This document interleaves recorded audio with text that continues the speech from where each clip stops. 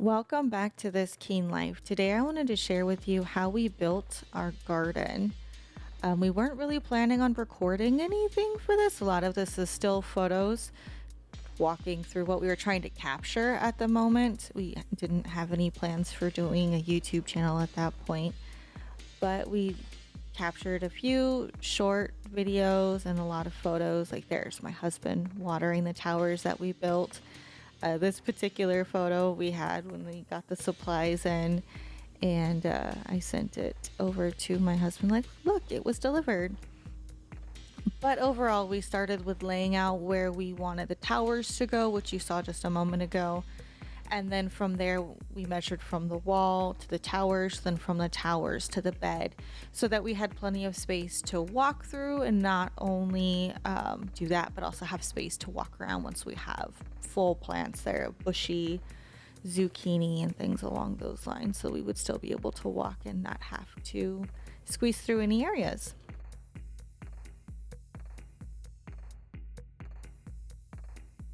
So here my son and my husband were cutting boards, and I tried to, but the hand grip on that saw was way too large for me. So my husband helped out there, but I am 1 inch taller than those boards. At 5'1", I am short, and those boards we cut to be 60 inches for 3 60-inch boards for the length, and then one board that was about 45 inches. That way we were able to have 16 foot by 4 foot beds. We made 4 of those.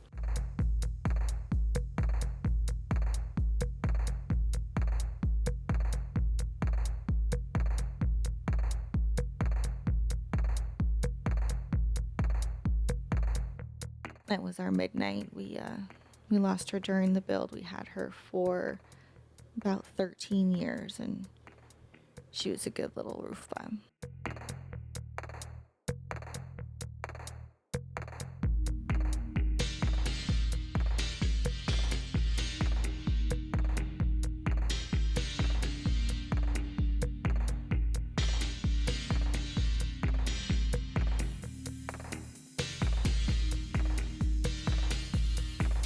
So after we laid down the boards and the landscape fabric, we put a thin layer of cardboard, one that helps get through the cardboard that we have for moving in, removed all tape and stickers, and then from there we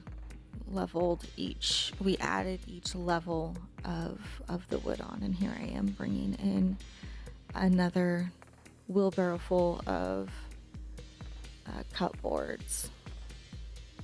We started this build, my husband jokingly said it was my Valentine's Day present, and we started the build then about Valentine's Day weekend, and I was able to get my first plants in the ground and first seeds in the ground around the end of March. So we got it up fairly quickly with us both working and kids and my little ones.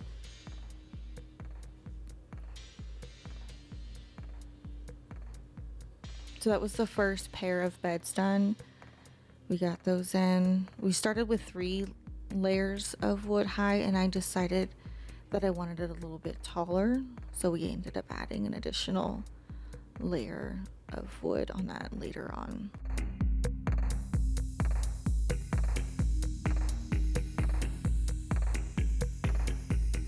We tried a different method the second set of beds for leveling them out. It was also a higher point in the ground, so we had to dig down for some of it, raise up for others. It's a little bit more wonky in that space. So you see my husband here with the pickaxe, because in Arizona the ground is super tough to get through, like pickaxe, jackhammer, things along those lines.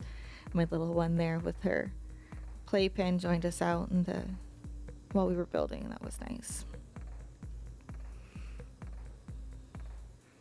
And here my 2 older ones are helping to clear out the dirt after my husband broke it up. Again, leveling it out. We leveled each board and brick to make sure that the entire garden would be as level as possible within the bed. We didn't level each bed to each other.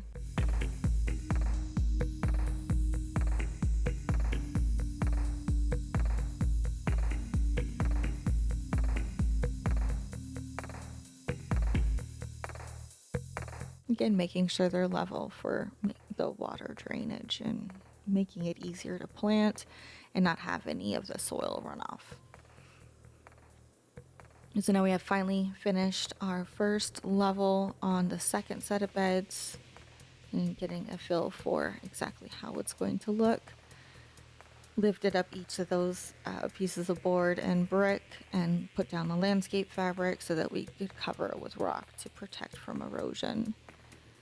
And with the boards, we debated back and forth whether or not we wanted to actually stain them and protect them. I found that I can share in the description a non-VOC stain that was food safe and pet safe, because I have those two pups that like to chew on everything, and at the point my older dog as well. And we were able to seal both sides of, or actually all sides of each board, and it changed the color a little bit, which I really like actually. And it was food safe, and we didn't have to worry about anything leaching into the garden. So we started first with the rebar that we used to secure it with just a big sledgehammer, which, as you can imagine, like I said, getting through the hard dirt here was rough. So we bought a power tool. We didn't record anything with it, but it definitely made life easier. My son trying so hard to lift a wheelbarrow full of rocks, then my husband one-handing it. But we laid a couple of inches around each part of the bed. Slowly but surely we had the rock in a different part of the yard and just moved it as we had time, usually in the evenings.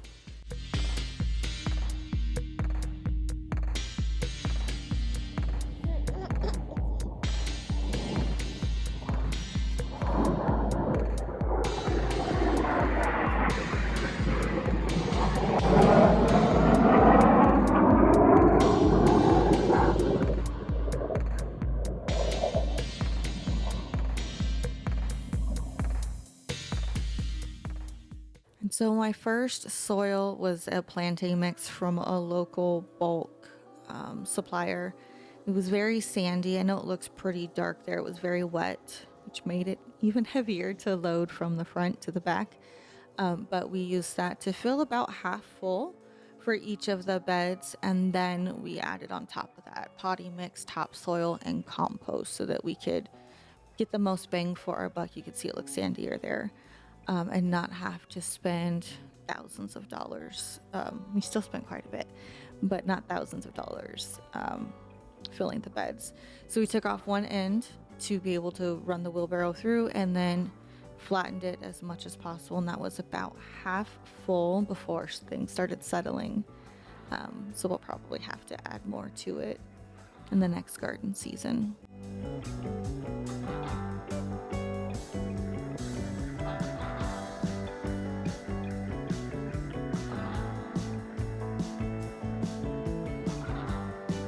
But we worked quite late. This was also in late winter, so February, early March, before it turned to spring, and sunset a little bit earlier.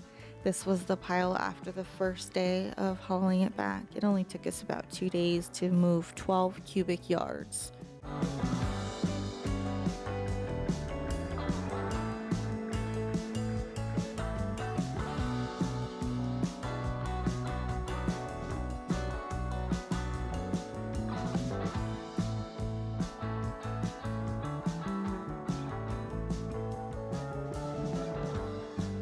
And here they are, filled halfway. There's some of my seedlings that were started in trays back there.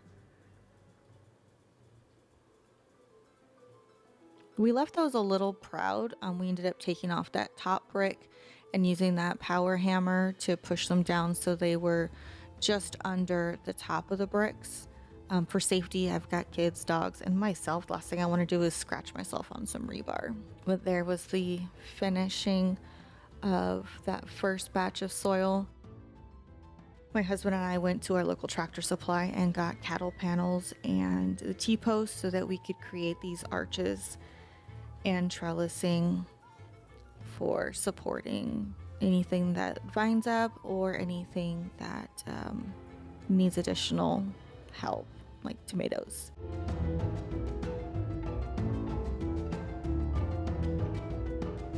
And then we added raised bed potting mix, topsoil, and compost. The topsoil was about 5 bags per bed.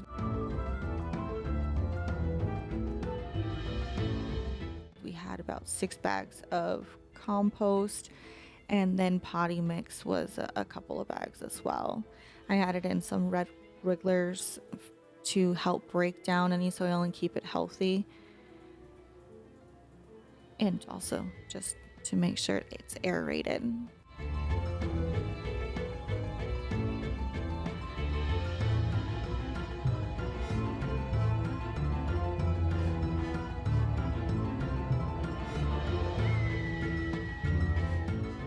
My little one and I, she loves grabbing on the cattle panel arches.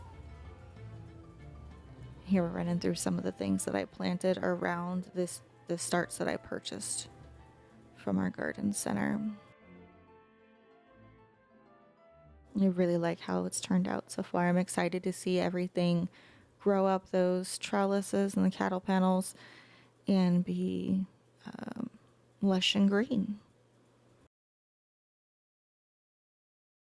Have a good one.